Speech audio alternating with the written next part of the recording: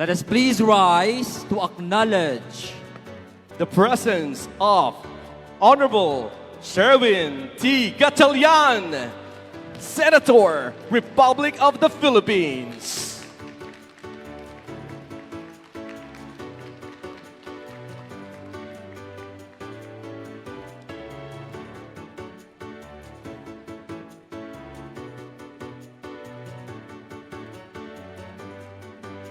Our next awardee for Outstanding Senator, once again, Honorable Sherwin T. Gatchalian.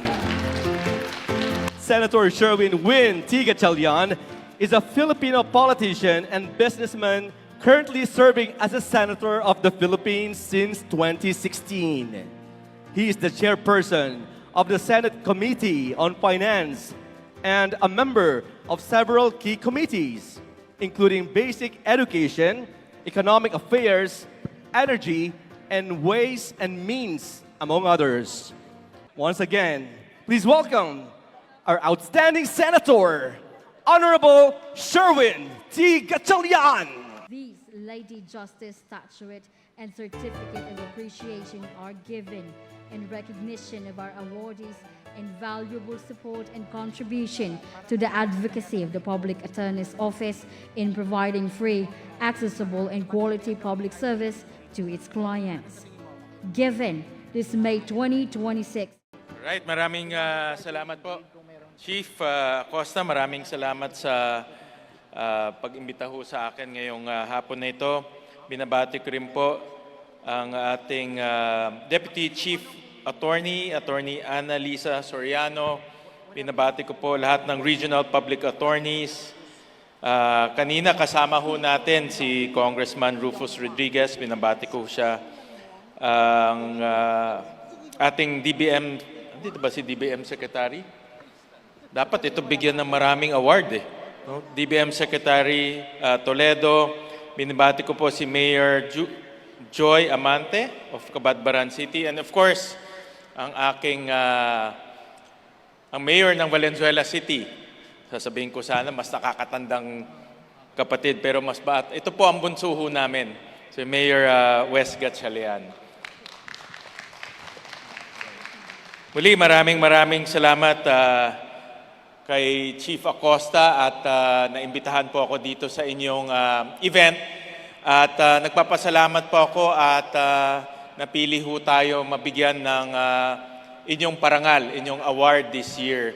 In fact, kung ako ho tatanungin, kung meron lang akong 5,000 na yung kaninang binigay niyong trophy, bibigyan ko kayo lahat ng trophy at bibigyan ko kayo ng award. Dahil, alam niyo ho, nung mayor po ako ng Valenzuela, nakita ko po ang hirap ng trabaho po ng isang public attorney office lawyer. At napakahirap po dahil ang problema hindi natatapos. No? At ang problema hindi nauubos, lalo na sa local government dahil everyday meron talagang nangyayari at everyday meron talagang hinahabla o meron talagang dapat i-defend. At magpapasalamat ako sa inyong lahat dahil kung wala kayo, walang magtatanggol sa pinakamahirap nating mga kababayan. At kaya ang inyong responsibilidad at inyong papel sa ating bansa ay napakahalaga. Dahil dito natin pinapatunayan sa ating bansa na pagdating ng hustisya, pagdating ng justice, totoong naka-blindfold si Lady Justice. Walang mayaman, walang mahirap. Kayo ang sumisimbolo na dito sa ating bansa ay pantay-pantay ang hustisya sa lahat ng tao at hindi ho natin yan tinitignan. At gusto ko rin po magpasalamat kay Chief Acosta dahil under her leadership, sa ilalim po ng kanyang liderato, napakaganda po ang patakbo ng Public Attorney's Office. At hindi ko ho yan sinasabi dahil nandito siya sa harap ko at yung kanyang suot ay napakaganda. Sino kayo nagpagawa niyan, Chief? No? Parang sa Santa Cruzan yung suot ni Chief. Pero alam niyo ho, pag budget deliberation, Alam niyo naman, tinitignan ho namin yung BUR, yung Budget Utilization Rate.